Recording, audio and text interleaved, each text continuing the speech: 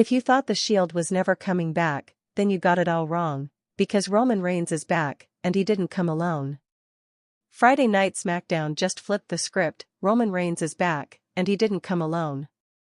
A new Shield brother has entered the arena, and together, they brought chaos straight to the doorstep of Paul Heyman and Seth Rollins. Steel chairs. Shocked fans. And one brutal beatdown that shook the blue brand to its core. This wasn't just a return, it was a statement. And if you thought the Shield was dead? You just got speared by reality. Here's everything that went down when the Shield returned and tore SmackDown apart. You thought the Shield was dead? That's the line echoing across the wrestling world right now. It wasn't a question, it was a warning. Friday Night SmackDown didn't just deliver a twist. It detonated a storyline bomb.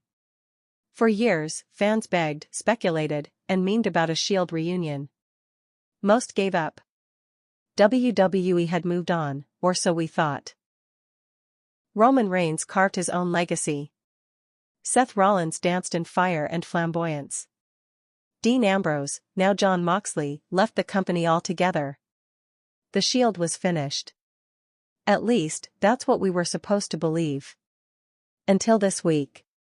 Until that entrance hit. The lights went low. That unmistakable instrumental rumbled through the speakers. The camera shook. The crowd didn't just pop, they erupted.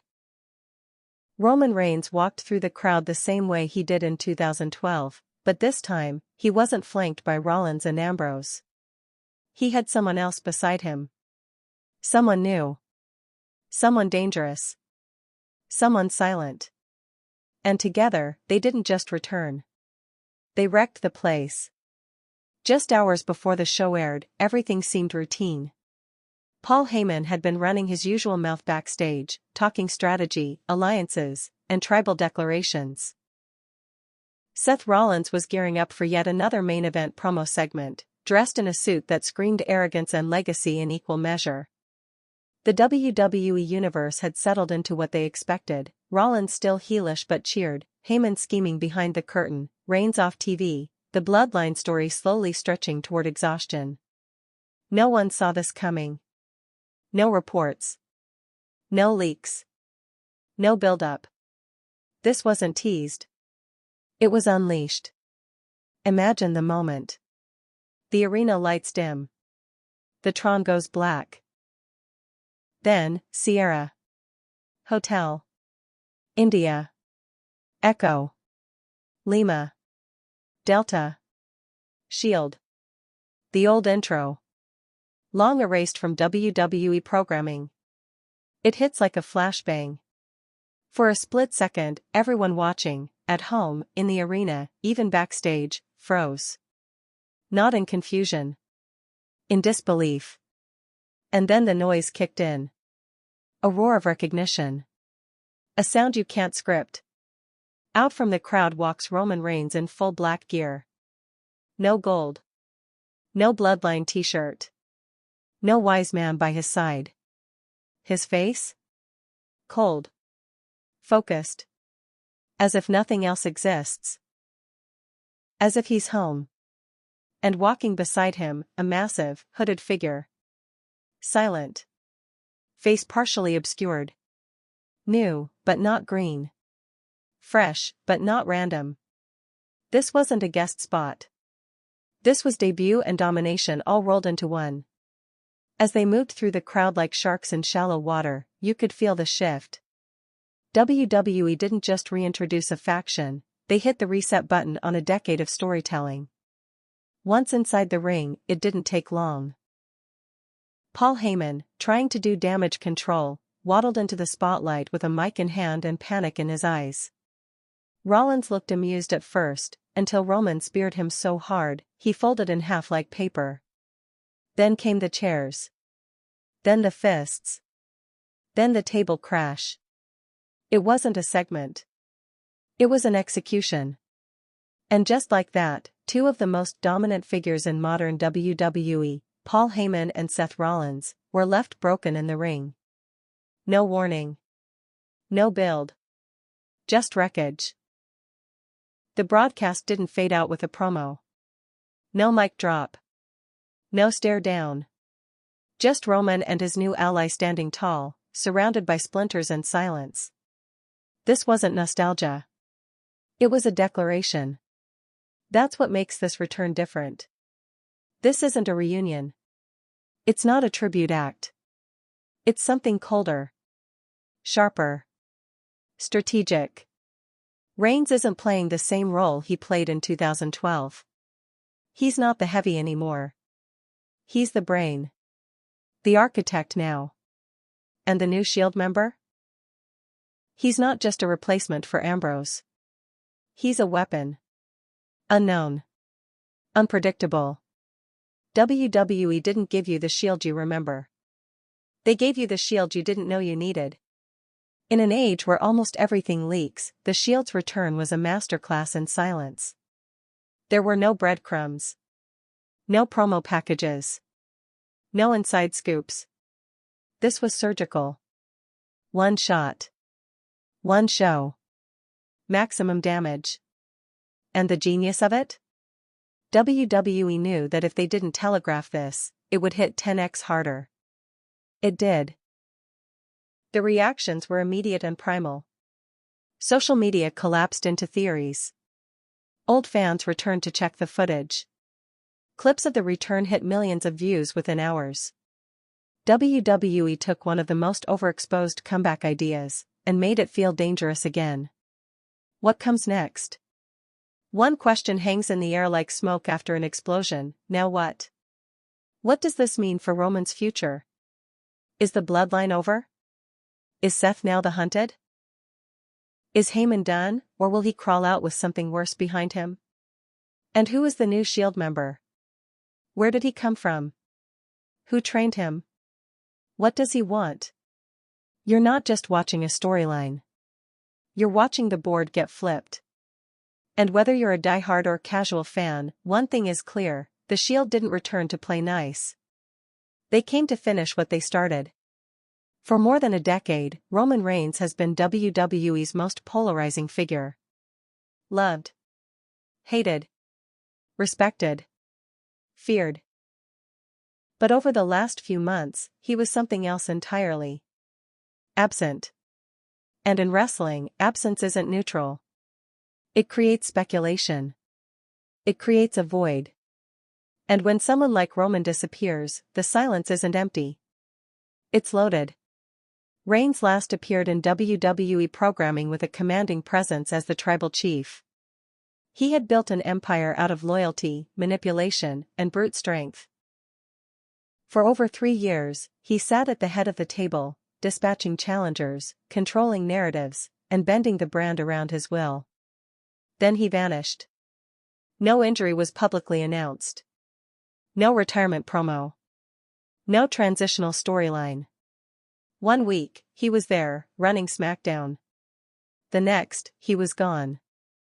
And when the camera stopped showing him, the speculation began. Was it creative burnout? Backstage politics? A real injury being hidden to protect the mystique? The WWE fanbase turned detective. Reddit threads lit up. YouTube prediction videos dropped daily. Some thought Roman was stepping back to transition into Hollywood. Others believed the bloodline saga had hit a wall, and creative needed time to rebuild. Then came whispers of deeper issues, conflicts with WWE's top brass, discomfort with how the storyline was being handled, personal matters taking precedence. But no one really knew. And WWE kept it that way. Instead of issuing a vague injury update, they leaned into the mystery. His name stopped being mentioned. Commentary didn't speculate. Paul Heyman appeared without him, increasingly unstable and vague. That silence? It was on purpose. The absence itself became the build. And while Roman was gone, the product shifted. The bloodline storyline splintered. Solo Sikoa stepped up as the quiet enforcer. Jimmy Uso drifted into chaos. Jay walked out. The story that had defined WWE for years began to fray. And in the absence of Roman's iron hand, chaos started creeping in. But chaos in wrestling doesn't go unpunished. Roman wasn't just off-screen. He was watching. Because this return wasn't spontaneous. It wasn't improvised. It was calculated. To understand why he came back the way he did, through the crowd, under the radar, with backup, you have to understand what he saw while he was gone. He saw Seth Rollins crowned as the World Heavyweight Champion, dripping with self-congratulation and showmanship. He saw Paul Heyman whispering into other men's ears, angling for relevance. He saw the bloodline fracture without his control. And he saw the fans begin to move on. That's the thing about wrestling. The audience is always watching. But so are the wrestlers. And Roman Reigns didn't just watch his empire slip. He let it. Because if you're going to burn something down, you don't do it from inside. You step away. You let it fall. Then you come back with fire. The version of Roman Reigns who returned on SmackDown isn't the same man who left months ago. When he walked into that arena flanked by a new Shield soldier, he wasn't reclaiming a throne. He was declaring war. His absence was part of the strategy. In a business driven by weekly noise, he created silence. And in that silence, he created anticipation. When you're constantly in the spotlight, fans get used to you. They start to predict you. Boo you.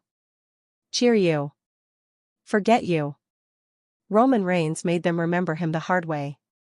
What happened on SmackDown wasn't just a beatdown. It was a response.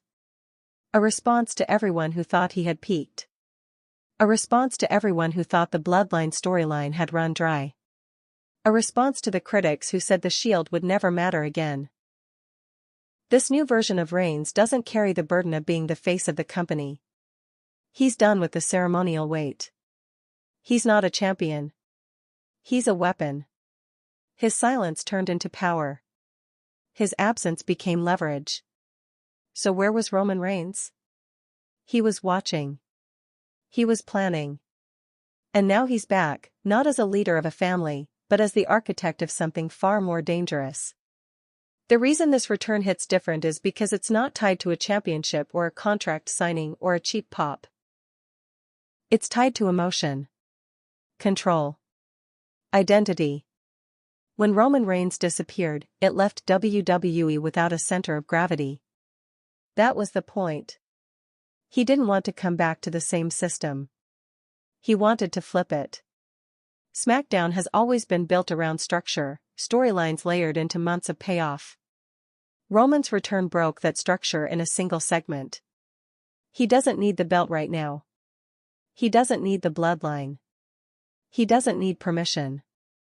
And he definitely doesn't need Heyman. What makes this moment historic isn't just that he returned. It's how. He came back through the crowd, the way the Shield used to.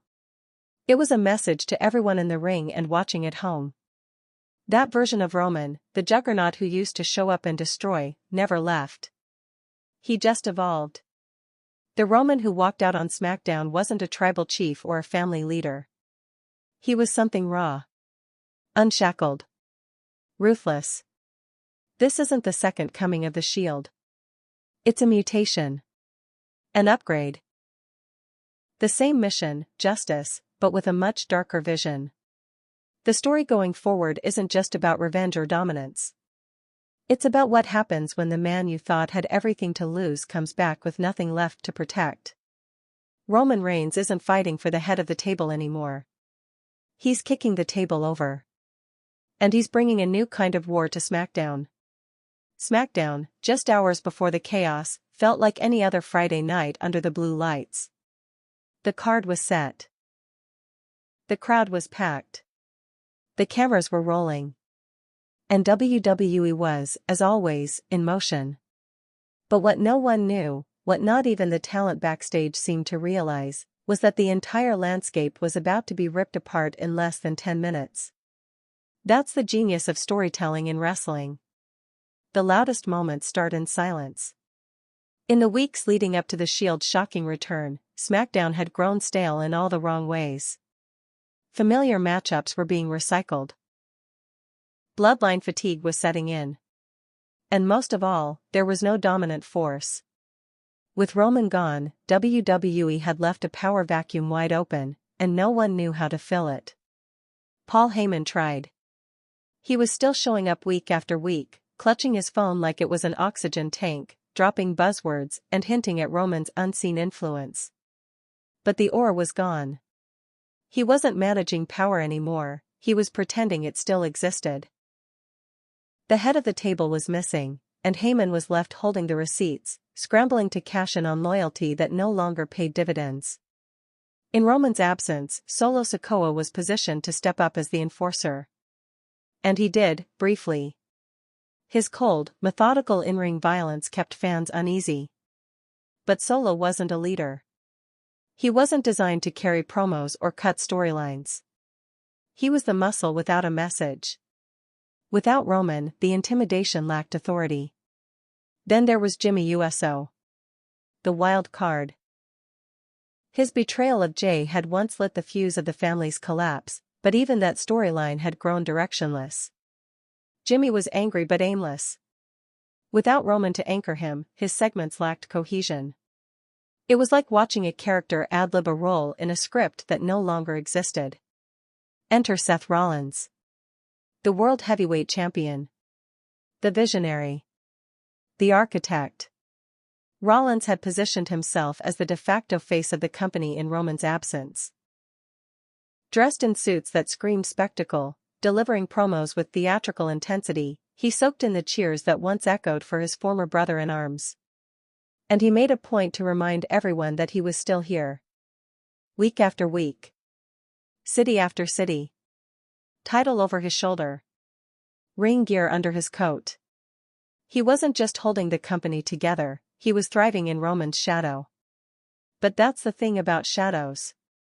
They only exist when something massive is standing in the way of the light. And Roman was about to step back into frame. The SmackDown crowd that night had no idea what was coming. They had come for another round of contract signings, hype promos, maybe a few surprises. But nothing out of the ordinary. WWE, in recent weeks, had trained fans to expect a slow boil. Teases. Cliffhangers. Nothing definitive. Then came the setup. Seth Rollins was set to close the show with what was being marketed as a state-of-the-industry promo. Classic WWE play. Give the crowd a showman to close the loop. Add some pyro, maybe a challenge for SummerSlam. Plug next week. Cut to black. He entered the ring as he always did, grinning, dripping confidence, mocking the audience while feeding off their energy. The chants of Seth freakin' Rollins echoed through the arena. His message was simple: WWE was in good hands. His hands. And Roman Reigns? Old news. No music cue. No interruption. Just laughter and ego on display. Paul Heyman stood backstage, watching it all unfold on a monitor. Alone. Sweating. Playing with his phone but not calling anyone. His storyline was crumbling on live TV and he knew it. In the ring, Seth raised the mic for one final line. Then the lights cut out. A pause. The screen flickered. And the old Shield intro hit the speakers like a punch to the ribs. No one cheered at first. There was a second, barely even a full breath, where the arena didn't react. Then the realization landed like thunder. People didn't chant. They screamed. Roman Reigns was walking through the crowd, flanked by a second figure in black. And just like that, everything that had seemed routine just seconds ago, Seth's promo, Heyman's pacing, the entire setup of the show, was shattered.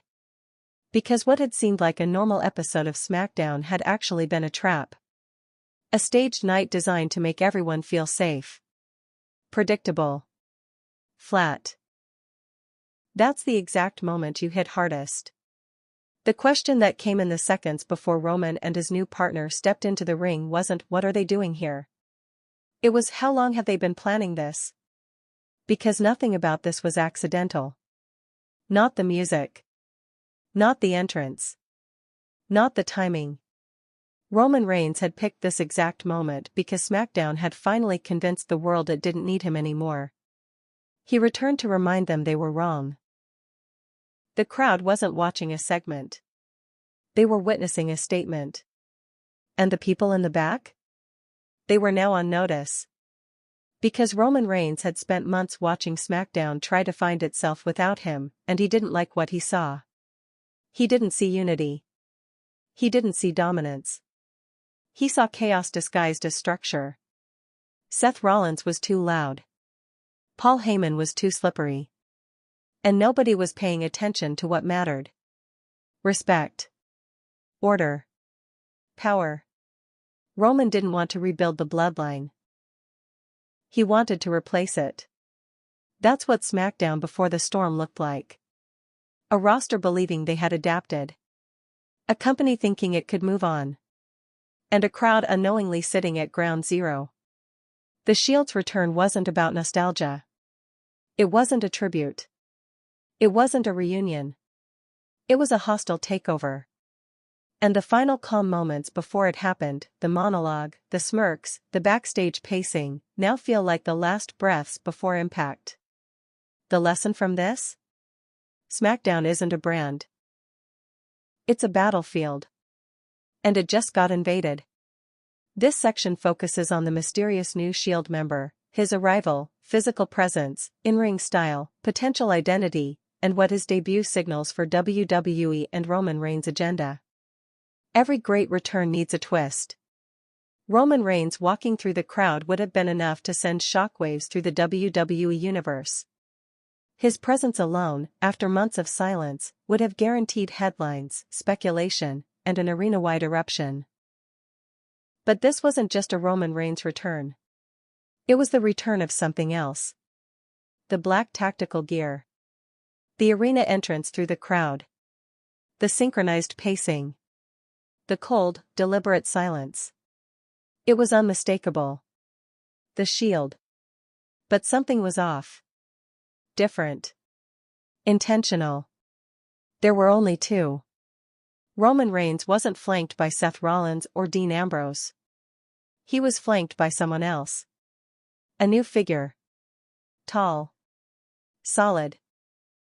Draped in black from boots to vest, face partially shadowed beneath a pulled hoodie, moving with the same cold discipline that made the Shield so feared in its prime. And he never said a word. That was the first sign. He didn't pose. He didn't perform. He didn't pander. He walked like a soldier, stood like a wall, and hit like a sledgehammer. The second sign? Roman didn't introduce him. No mic handoff. No name drop. No slow motion build-up.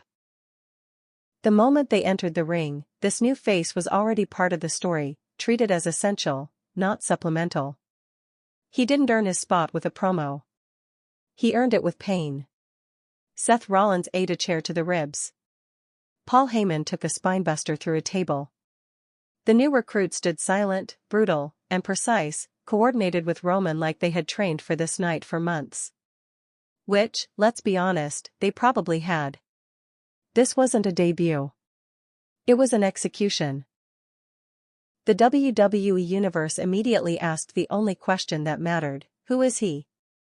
Speculation kicked into overdrive. Fans paused the broadcast, zoomed in on his boots, analyzed the shape of his jaw, tried to match body types to NXT prospects or former indie wrestlers. Theories flooded Reddit and Twitter within minutes. Is it Jacob Fatu, finally making his long-rumored debut? Is it a returning Jason Jordan in a shocking heel turn? Is it a new call-up from NXT under a new identity? Is it someone entirely unexpected, an outsider, a crossover athlete, a wild card? The truth? Still unknown. And that's exactly how Roman Reigns wants it. The Shield, in its original incarnation, was defined by anonymity and unpredictability. You didn't know who they were until they hit you. You didn't know what they wanted until they took it. This new version takes that ethos and strips it to the bone. This isn't about nostalgia. This is about strategy. By not naming him, Roman controls the narrative. Every second the WWE Universe doesn't know who he is, they're watching. Guessing. Hooked. And that uncertainty? That's power. WWE has always been about characters. Personas. But the new Shield member isn't a persona.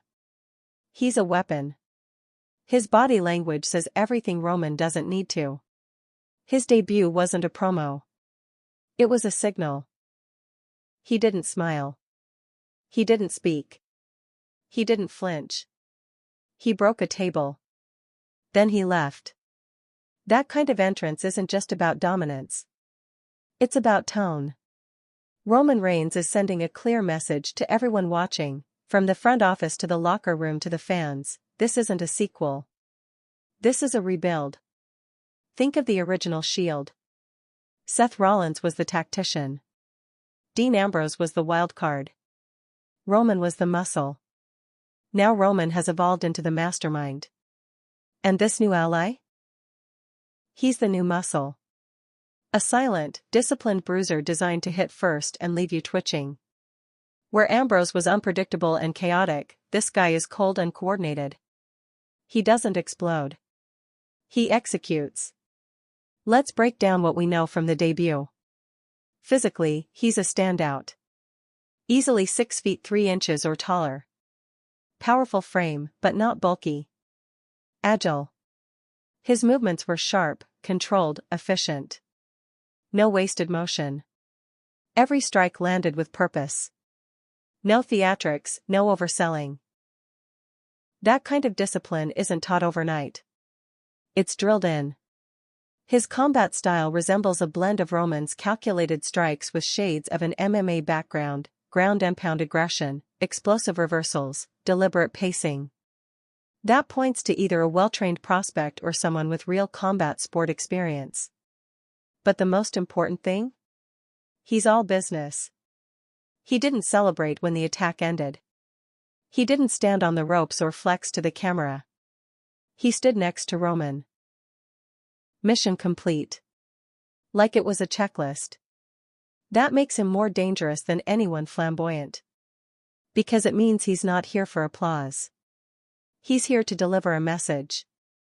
And the message is, Roman Reigns isn't coming back to reclaim his past. He's here to rewrite the future. By recruiting a new member to represent a rebuilt Shield, Roman is bypassing every traditional WWE narrative. No one more run. No redemption story. No reunion tour. This is warfare. And this new partner? He's not a nostalgia act. He's a prototype. A future main eventer with his identity submerged beneath the brand. Roman has done what no other legend has figured out how to do. He's built a legacy that doesn't depend on nostalgia. It evolves. Adapts. Strikes without warning. And with a new face beside him, a new black-clad threat with no name, no allegiance, and no limit, Roman has escalated his threat level beyond anything WWE has seen in the last decade. If you're on the roster right now, this man is your worst nightmare. Because you don't know his name, you don't know what he wants, and you don't know when he'll hit again.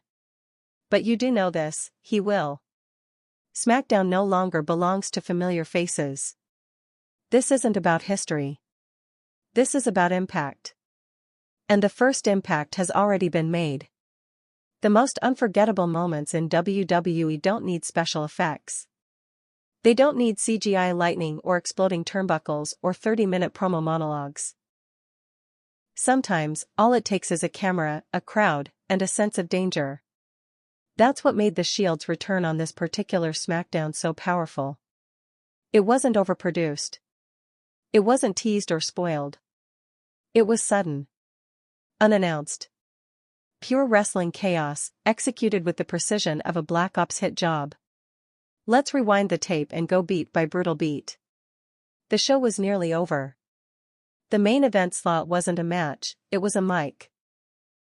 Seth Rollins, the reigning World Heavyweight Champion, was out to deliver what the production truck called a State of WWE address. He strutted to the ring in a crimson and gold suit. Not ring gear. Not tactical. Just dripping arrogance.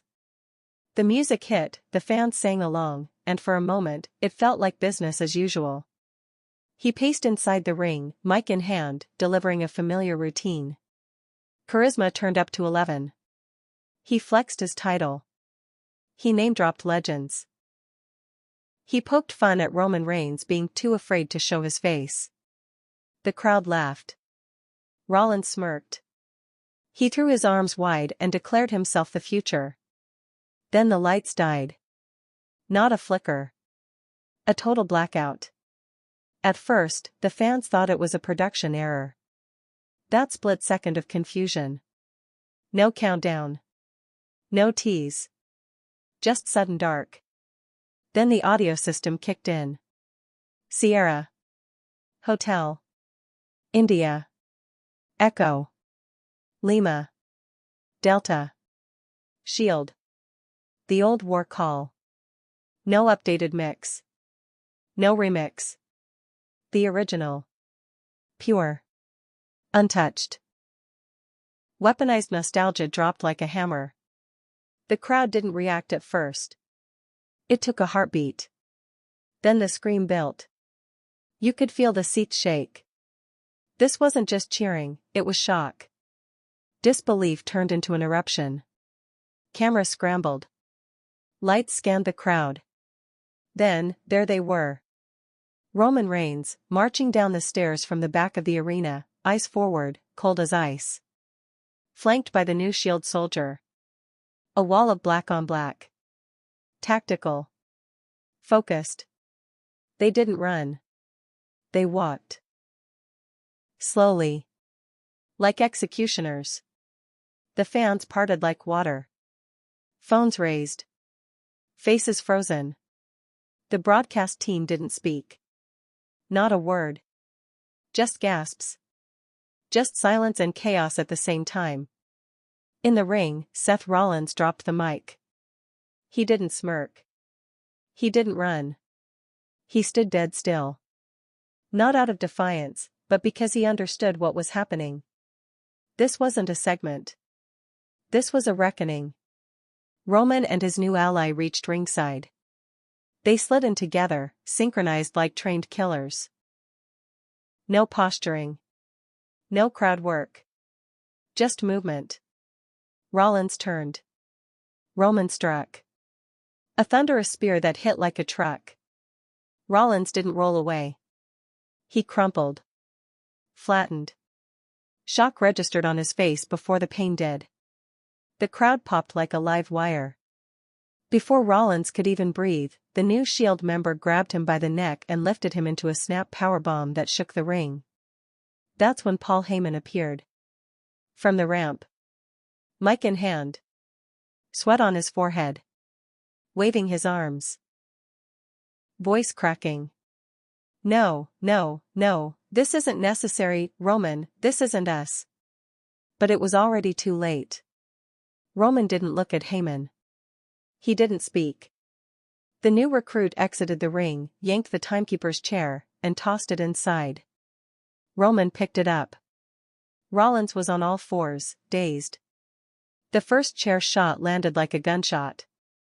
The second cracked across his spine. The third turned the audience from hyped to horrified. Roman Reigns wasn't just attacking. He was punishing.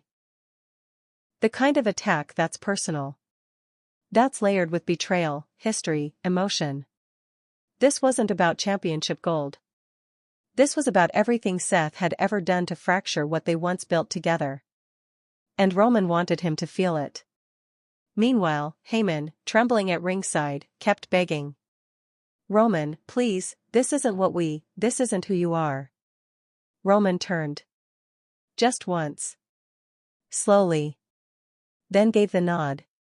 The new Shield member slid out, grabbed a table, and dragged it into the ring. The audience knew what was coming.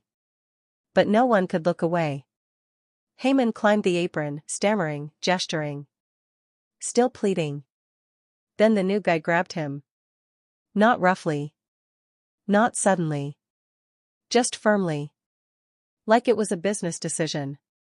Heyman's eyes widened. He shook his head. Roman gave no command. And yet, Heyman went up and over with a modified spinebuster that drove him through the table like a sack of bones. Silence.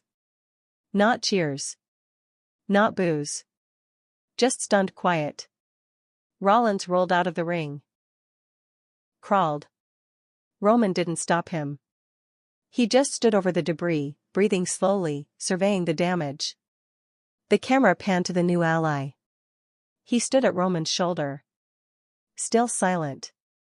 They didn't pose. They didn't do the fist bump. They just left. Back through the crowd. The camera held on their backs as they climbed the stairs, like ghosts exiting a battlefield. Backstage footage later showed superstars in the locker room watching in real time. No one moved. No one spoke. You could see it on their faces, the rules had just changed. There were no contracts signed. No promos cut. No alliances declared. Just destruction. Roman Reigns had returned not with fanfare, but with force. And the message was clear: WWE doesn't belong to titles, or brands, or old loyalties. It belongs to the ones who can take it. Seth Rollins gets crushed, betrayal or justice? You could hear the air leave the arena when Roman Reigns drove that chair into Seth Rollins' back. It wasn't just a move. It was a moment. A callback. A confrontation nearly a decade in the making. And for a split second, it felt like time folded in on itself. History replayed, but with roles reversed. Because that's how it started, remember? In 2014, Seth Rollins shattered the Shield with a chair to Roman's spine. He didn't hesitate. He didn't flinch. That shot became a defining turning point in modern WWE history. It launched Rollins into single superstardom. It fractured the most dominant faction in years. And it broke whatever trust had been built between three brothers forged in battle. That betrayal has echoed in every Shield-related storyline since. And now, after all these years, Roman returned the favor. With force. With precision. With silence. The look on Seth Rollins' face before the first chair shot landed wasn't fear, it was realization. He knew what was coming. He knew who Roman was now. And he knew there would be no speech, no promo, no emotional confrontation. Just pain. And maybe that's what made the moment so devastating. Because this wasn't about a title. It wasn't about storyline supremacy. This wasn't a typical heel move designed to draw heat. It was raw, deliberate punishment, one man holding another accountable for a decade's worth of betrayal, ego, and unchecked ambition. Rollins has always positioned himself as the center of gravity in WWE's evolving landscape. The visionary. The architect. The messiah. He reinvents, reclaims, and repositions himself like few others can. But there's always been one shadow he couldn't escape. Roman Reigns. And now that shadow isn't just watching. It's hitting back. Let's be clear, Rollins didn't just get beat down on SmackDown. He got exposed. He walked into that ring expecting applause, admiration, maybe even a title challenger. He left crawling, ribs cracked, pride shattered, legacy stained. It was surgical. It was systematic. And it didn't require a single word of justification.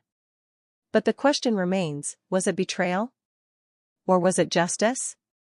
From Roman's perspective, this was never about revenge in the petty sense. This wasn't emotional rage. This was a calculated checkmate. Roman Reigns has always been a storyteller in silence. He lets his actions narrate. And what he said with that chair was simple: you don't get to outgrow me. Seth Rollins made a career out of stabbing people in the back. First the Shield. Then alliances with Triple H, The Authority, AOP, even Buddy Murphy. Every time Seth hit a ceiling, he changed the room. And for years, it worked. But Roman has been watching.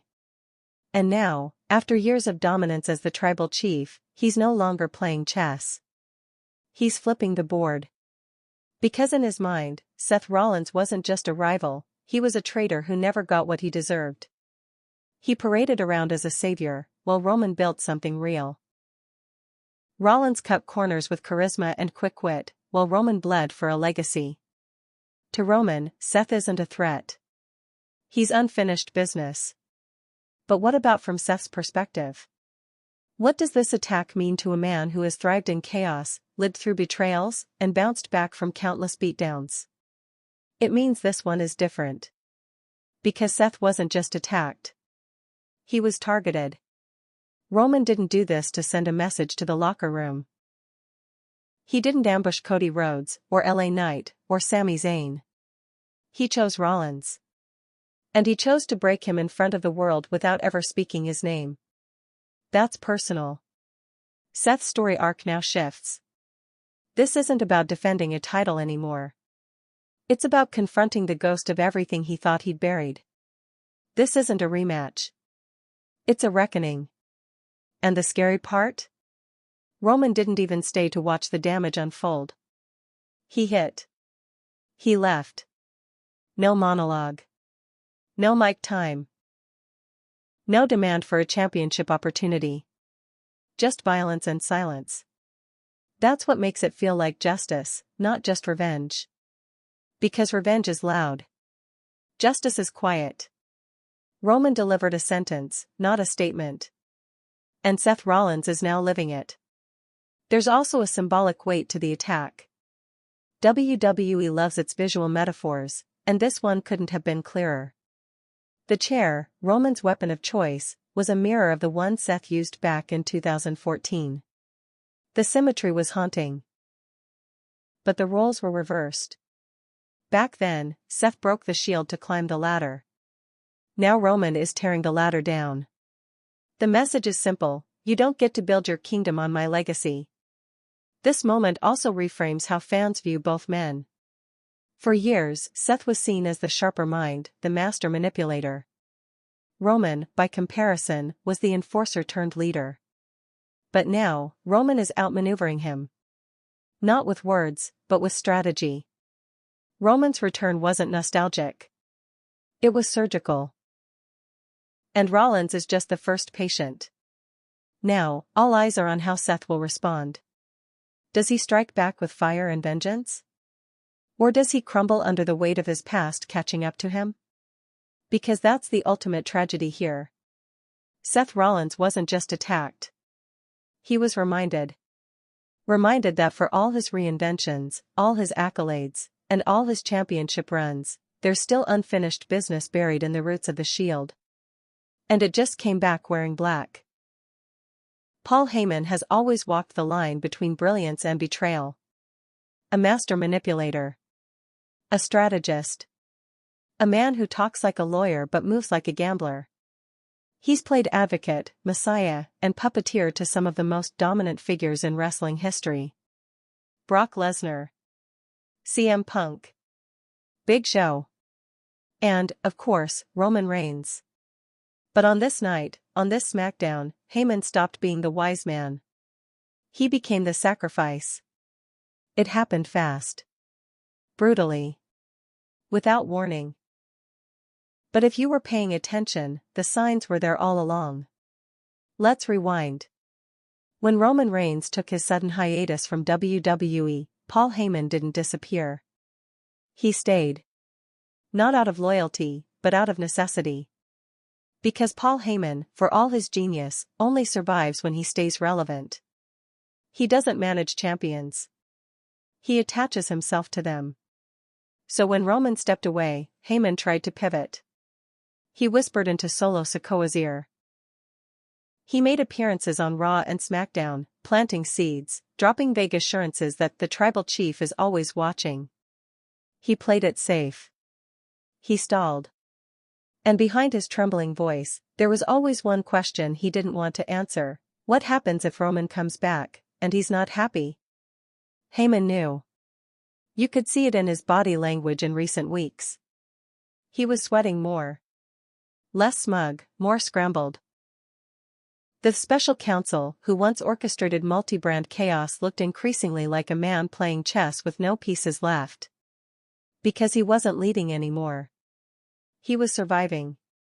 And when Roman finally did return, when that Shield music hit and the arena exploded, Heyman's worst fears were realized. He wasn't in control anymore. He wasn't even in the loop. That's what made the beatdown so impactful. It wasn't just physical punishment, it was symbolic erasure. Heyman came down that ramp not with confidence, but with panic. You could hear it in his voice. You could see it in his hands, waving frantically as Roman and the new soldier dismantled Seth Rollins. He wasn't demanding. He was begging. Roman, this isn't who we are. But that was the problem. Roman had decided who he was, and that version no longer included Paul Heyman. There was no promo. No face-to-face exchange. Roman didn't even acknowledge him. Not verbally. Not with a glance. He just let it happen. The new Shield member reached out, grabbed Heyman like luggage, and slammed him through a table with cold, mechanical efficiency. No build-up. No last words. Just impact. And just like that, the wise man was broken. Now, to the casual viewer, it might have looked like a betrayal. A shocking twist. But in reality, this was the most logical outcome imaginable. Because Paul Heyman's entire existence is transactional. He doesn't serve loyalty. He serves momentum. And Roman Reigns, reborn through a darker, colder vision of the Shield, has outgrown the need for a mouthpiece. Heyman talks. Roman acts. Heyman strategizes. Roman executes. The relationship worked when Roman was rebuilding his image as the tribal chief. When he needed someone to frame the narrative, to soften the audience's perception, to build mythology. But now? Roman doesn't want mythology. He wants fear. And you don't inspire fear with whispers. You do it with violence. That's why Paul Heyman had to go. Not because of betrayal. Not because of a power struggle. Because he no longer fits the system Roman is building. The Shield 2.0 doesn't need handlers. It doesn't need strategy meetings or slow-burn storylines. It doesn't care about politics or public perception. It moves in silence. It strikes without warning. It leaves nothing but wreckage. And Paul Heyman, for all his legacy and brilliance, was in the wrong place at the wrong time. Let's talk about the visual. Heyman, motionless, lying in a pile of table debris. Suited, splintered, stunned. The man who had spent 3 years engineering every move Roman made now rendered silent with one. That image does something important. It signals the end of an era. The bloodline wasn't just a story, it was a dynasty.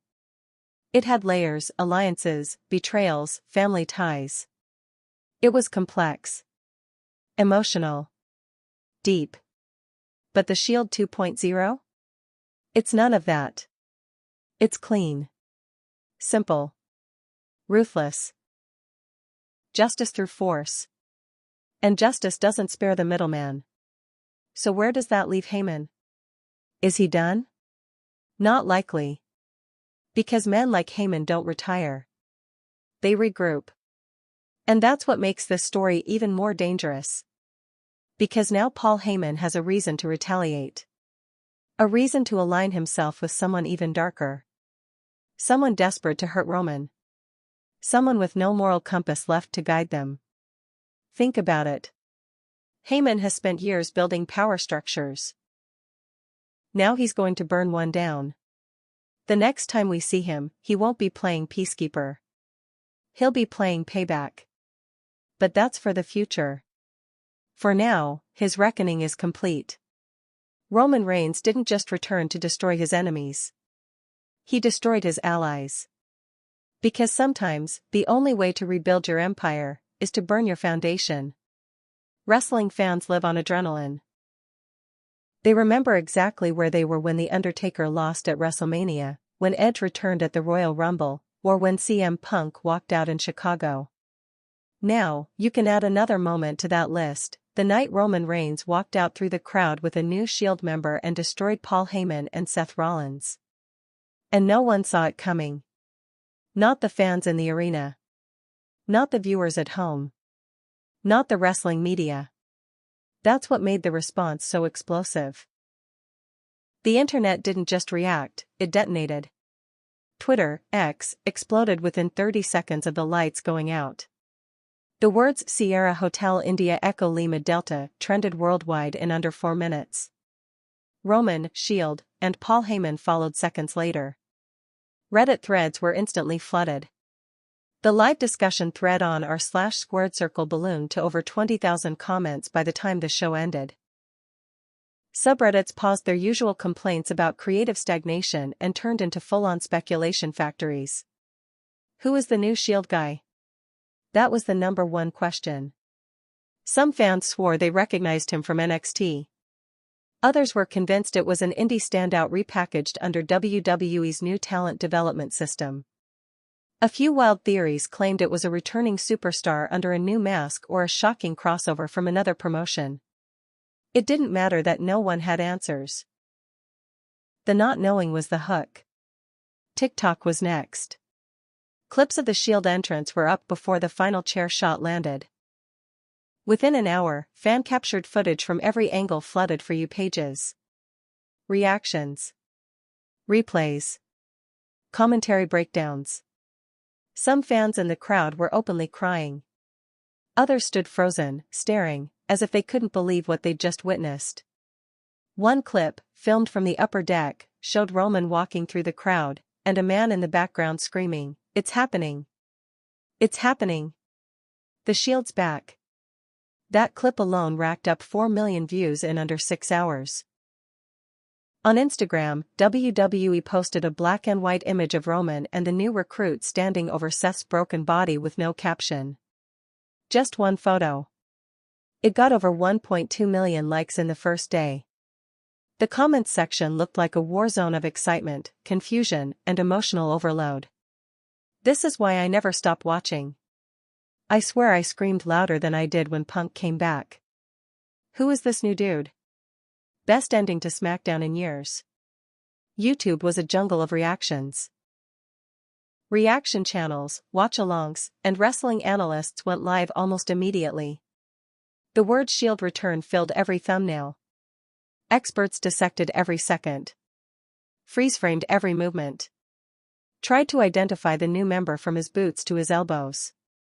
WWE's official video of the segment racked up 10 million views in under 12 hours. Fan accounts went further. Edits using cinematic music. Split-screen comparisons between the 2012 Shield debut and this return. Overlaying past betrayals with present revenge. One fan-created video showed Rollins hitting Roman in 2014, and then Roman returning the favor on SmackDown, all synced to dramatic orchestral music. That edit hit 1.8 million views in a single night. Memes? Endless. Roman's face with the caption, "You thought this was over?" Photos of Heyman through the table titled, "The Wise Man Met a Wise Ending." And perhaps the most viral. A split image of Roman in 2014 looking stunned after Seth's chair shot, next to Seth in 2025, now the one crumpled on the mat. Caption, 10 years later. Same pain. Different hands. But it wasn't just noise. The Shield return turned into something else, an event. Wrestling fans who hadn't watched in years were suddenly searching for clips. WWE Network traffic spiked. Twitter pages that hadn't tweeted about wrestling in years chimed in. Even verified sports and entertainment accounts joined the conversation. ESPN's Wrestling Desk posted, "If you stopped watching WWE years ago, this is the time to come back." Barstool Sports shared a side-by-side of both Shield entrances, calling it WWE's most brilliant storytelling move in years. And WWE didn't even need to push it. The fans did the work for them. Because when a moment is real, when it hits every emotional note, marketing becomes irrelevant. People want to be part of the conversation. They want to tweet. To clip. To argue. To speculate. They want to scream across the internet, "Did you see that?" Even mainstream outlets caught on. Morning shows ran segments. Entertainment Tonight asked, "Is Roman Reigns entering a darker era than we've ever seen?" CNN.com's trending page included the Shield for the first time in years, not the government kind, the wrestling kind. And through it all, WWE stayed silent. No press release. No tweet explaining the new member. No promo video teasing next week. Just the wreckage left behind. That silence amplified everything. It turned speculation into obsession. And now, everyone's watching. Not just to see what happens next, but to understand what already happened. Because when the internet explodes, there's always a next wave, one that wants to rewatch, relive, and find what they missed the first time. That's the real power of fan response. It doesn't just reward the moment. It extends it. And right now, WWE is riding a tidal wave of attention unlike anything it's had in years. WWE locker room reacts, backstage fallout. The roar of the crowd faded. The lights came back up. The credits rolled. But backstage at SmackDown, no one was talking about what was next week. They were talking about what just happened. When Roman Reigns returned through the crowd with a silent monster at his side and laid waste to Seth Rollins and Paul Heyman, the ripple effect wasn't just felt in the arena or online, it tore through the WWE locker room like a wildfire. And the first feeling wasn't excitement. It was fear. Not the kind you put in promos. The kind that creeps into real conversations backstage. The kind that makes even main eventers glance at each other mid-segment, wondering what this means for them. Because everyone thought they knew where the power lay. The tribal chief had vanished. The bloodline was fractured. Seth Rollins was positioned as the frontman. Everyone else, Cody, AJ, LA Knight, Gunther, was jockeying for spotlight. Then the Shield returned. And everything got reset. According to multiple backstage sources, some confirmed, others whispered, the moment Roman and his new ally walked through the curtain after the segment, there was silence. Not applause. Not backslaps. Just stunned faces. Veterans knew what it meant. The Alpha was back. And he wasn't smiling. Let's break it down by category. Top-tier talent, guys like Cody Rhodes, Drew McIntyre, and LA Knight, veterans who've seen every twist this business can throw, weren't surprised Roman came back.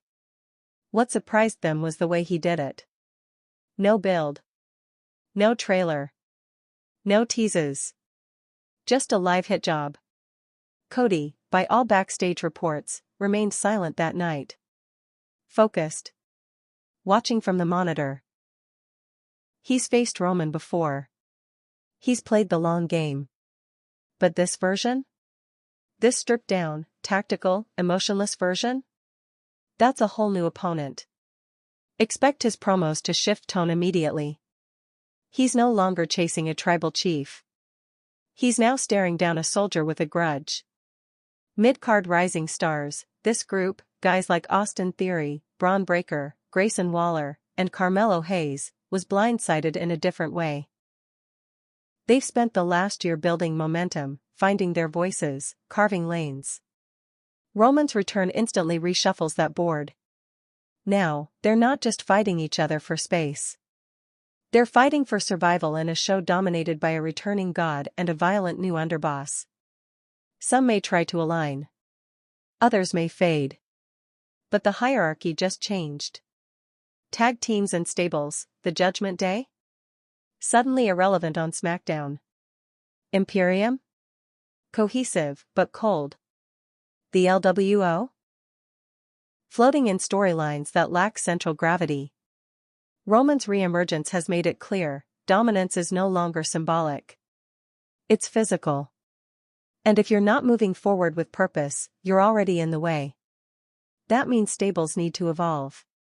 The Brawling Brutes, Alpha Academy, and even Legado del Fantasma now face a choice, grow into a threat or get passed over. The bloodline remnants, here's where it gets messy. Solo Sikoa. Jimmy Uso. Even hints of Jacob Fatu. All once part of Roman's empire. Now, none of them were at ringside during his return. That's not a coincidence. Roman didn't want them there. He brought someone new. Someone silent. Someone who didn't need to be trained, just unleashed. And that decision? It cut deep. Backstage buzz says Solo Sikoa wasn't briefed. Jimmy found out just before the show. Neither were happy. Neither spoke publicly. But their silence says plenty. Because if Roman came back without them, that means they're replaceable. And in a faction-driven company, that's death. Paul Heyman's allies, here's where panic sets in. For the last few years, Heyman operated like a bridge, connecting top talent to the creative nucleus. He wasn't just an on-screen advocate. He was a backstage force. Helping shape promos. Building programs. Keeping the long game intact. But now he's broken. Literally, through a table. And with Heyman sidelined, wrestlers who leaned on him, who relied on his influence to stay booked, protected, and relevant, are suddenly exposed. His absence is going to create a vacuum. And in WWE, vacuums get filled quickly. The women's division, you might think this return has nothing to do with the women of SmackDown. But that's short-sighted. Because when a story this big erupts, the entire card shifts. Expect top female stars, Bayley, Bianca, Io Sky, to reframe their narratives.